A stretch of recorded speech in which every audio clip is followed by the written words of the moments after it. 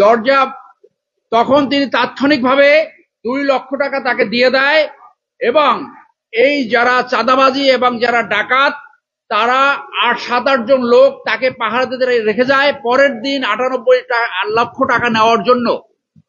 উনি তখন সেইখান থেকে বের হয়ে স্বরাষ্ট্র অ্যাডভাইজারের কাছে যায়, যখন নালিশ জানায় তারপরে কলাবাগান থানার ওসি তাকে বরখাস্ত করা হয়, এসআই বেলালকেও বরখাস্ত করা হয় এবং পুলিশ কমিশনার বরাবর তিনি একটি দরখাস্ত দায়ের করেন।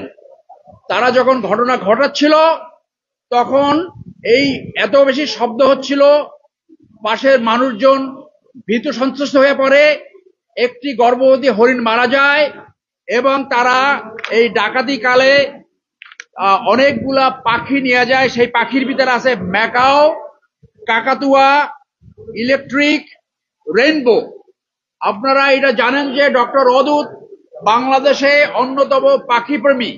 তিনি গত 40 বছর ধরে পাখির উপর গবেষণা করে এবং সেই 20 জোড়া পাখি নিয়ে গেছে, যার বাজার মূল্য 2.5 কোটি টাকা। সেই পাখিগুলো এখনো উদ্ধার করা সম্ভব হয়নি। আপনাদের মাধ্যমে আবেদন জানাবো, এখন যে আইও নিযুক্ত হবে পুলিশ বাহিনী এবং র্যাবকে এই পাখিগুলা দ্রুত উদ্ধার করে তার যে সেই প্রোটেকশন সেন্টার, তাদের রিসার্চ সেন্টার, সেইখানে ফেরত দেওয়ার।